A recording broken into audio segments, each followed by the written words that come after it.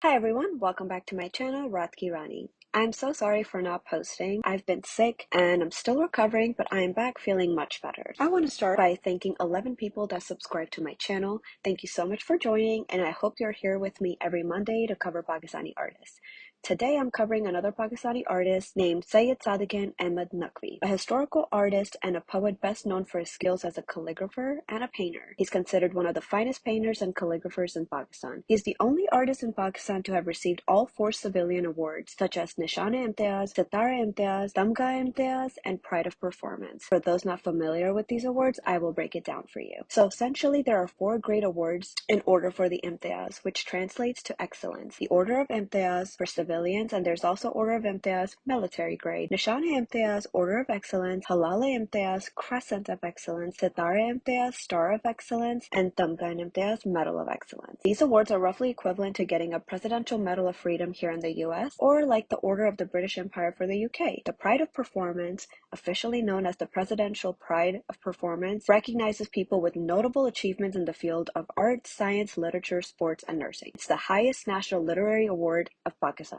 Again, we can compare this to receiving like a National Medal of Arts here in the US or a National Medal of Science. So let's get into his early life and background. Sadequain was born on June 30th, 1930 in Amroha, India. Of course, this was before the partition from India and Pakistan in 1947. For context, here's a map of showing India and Pakistan. In the late 1940s, he joined the Progressive Writers and Artists movement. His talent was discovered by Hussein Shahid, who was the 5th Prime Minister of Pakistan. Sadequain also spent time in Paris, augmenting his skills. It was during this time that the influence of Picasso began to appear strongly in his paintings and sketches. Sadequain was born into a family of calligraphers.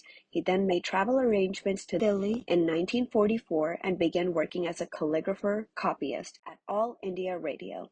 Sadequain worked there until he graduated from the University of Agra in 1948. Then they all migrated to Pakistan after the partition, residing in Nazimabad, Karachi. Sadequain's ancestors were involved in poetry, calligraphy, classical music. One of his ancestors mentored Mir Taqi, who is considered the father of Urdu poetry. Another ancestor's understudy was Mir Anis, the renowned religious poet from Lucknow. He witnessed his elders dive into poetry, calligraphy, and classical music, and although he comes from a family who had experience, Sadequain still deemed himself untraditional, self-made, self-taught painter and calligrapher. In 1957, Sadequain visited the barren seaside location of Gadani. Here, he first encountered large spiky bushes of cacti, which were to become a key theme and metaphor of his work throughout his life. To Sadequain, these plants became a representation of violence, man's struggle against hardship, and nature's inevitable victory over adversity. They also influenced his calligraphic works, which he revealed was the source of all of his artistic outpouring. In his words, he said, "In the anatomy of these gigantic plants I found the essence of calligraphy. Everything I have painted since then, a city like Rawalpindi, buildings, a forest, a boat, a table, a chair, a man, a mother and child, or a woman, has been based on calligraphy, which in itself issues from structure of the cactus." Sadequain won the Pakistan National Prize, Nishan-e-Pakistan, for painting in 1960 and left for Paris later that year at the invitation of the French Committee of the International Association of Plastic Arts, which was a 1-month-long residency program organized by the International Association of Art. The following few years were to be some of the most important for the young artist in terms of his artistic development, and it was in Paris that he began to achieve international critical acclaim. In September 1961, he was the laureate winner of the Paris Biennale Artist Under 35 category, and he was awarded a scholarship which allowed him to remain in Paris and helped catapult him into a spotlight. During the early 1960s, he continued to travel to Pakistan as well throughout Europe and the US, held numerous solo exhibitions including the Commonwealth Institute Galleries, New Vision Center in London, and the Galerie Pressburg and Galerie Lambert in Paris. In 1964, he was awarded the commission to illustrate a new edition of Albert Camus' novel L'Étrange, published in 1966 by the Les Bibliophiles L'Automobile Club de France. This was a great coup for Sadequain, and he devoted a great deal of time, effort in creating the imagery. The content of L'Étrange, which translates to The Stranger, includes Sadequain's work. Now you're wondering, how does one person who doesn't speak the language be on the book with a French author? Well, due to his profound admiration for Camus' existential philosophy and themes of absurdity, Sadequain believed Camus' exploration of the human condition and how it resonated deeply with his own artistic vision. Sadequain's art was perfect for the book, since his work is often filled with dark, surreal imagery.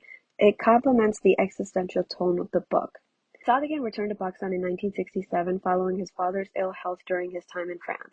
His output for the next few years was prolific, and in the early 70s he published a huge amount of poetry. It was during this time that he concerned himself mainly with calligraphy, as well as the state-funded murals, including those at Mangala Dam, the State Bank of Pakistan, and the ceiling of Fair Hall in Karachi. Starting the last quarter of 1969 and throughout his first few months of the 1970s, Sadequain concentrated on composing, inscribing, illustrating hundreds of rubaiyat. Rubaiyat is an ancient book full of short four-line poems called rubai, written by a Persian poet, Omar Khayyam. The poems are about time, love, enjoying little things in life. Sadequain reached for the ultimate one-man show and produced a masterpiece collection of rubaiyat, which was declared for first prize by the Literary Society of Pakistan. Sadequain privately published 4 books of rubaiyat: Rubaiyat-e Naqash, Rubaiyat-e Khatat, Rubaiyat-e Sadequaini, and Juzw-e-Basida.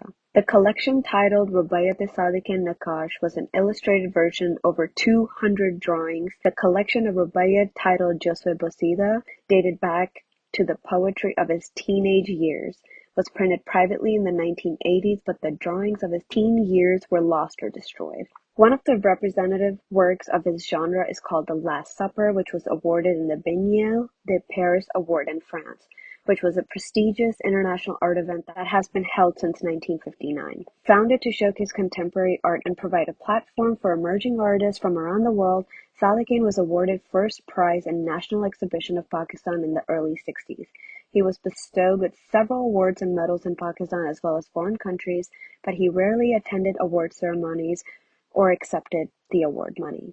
After his return to Pakistan, Sadequain remains one of the most influential and South Asian artists of the 20th century. He has 35 monumental murals hung in the halls like the State Bank, Fair Hall, Karachi, Lahore Museum, Punjab University, etc. His paintings and calligraphies in the buildings of the Islamic Institute in Delhi alone covers more than 7,000 square feet. Sadequain painted his earliest murals at Jinnah Hospital at PIA headquarters in the 1950s. These murals have disappeared and their fate is unknown. The ceiling of the Fair Hall, Karachi displays in bold words Arz Samawat, which is earth and heavens, for its historical significance as it represents the last piece of work done by Sadequain. He died before he could complete it and started this painting mural on the ceiling. He dedicated it for the citizens of Karachi. The mural is for them to cherish and it should be treated like a national treasure. But because of the security reasons, the citizens are deprived of the entry into the Fair Hall and the historical building along with the mural, which lies in desperate need of care. The bright colors Sadequain used in the mural to depict the earth and the heavens are fading away because of the environmental conditions.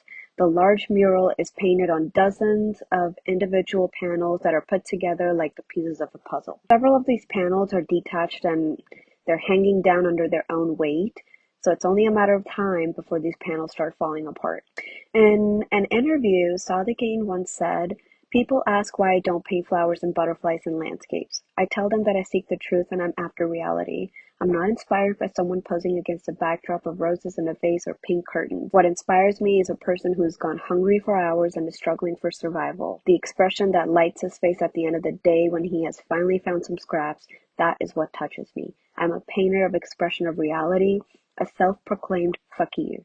Fakir translates to poor, by the way. During his life, Sadequain exhibited his work on all continents. His exhibitions in foreign countries were sponsored at state levels and were attended by large audiences from all walks of life. A fakir at heart, he gave away most of his paintings to friends and foes, and painted gigantic murals in public buildings at no cost. He declared the giveaways as gifts to the citizens of the cities where the public buildings were situated. I hope you enjoyed some insight into Sadequain's incredible journey. If you found this video interesting, please give it a thumbs up, share it with others, and don't forget to subscribe to my channel for more artist spotlights. My channel is also on Instagram. Please follow and stay tuned for another Pakistani artist I will cover next Monday. Thank you so much for watching, and I will see you all next week.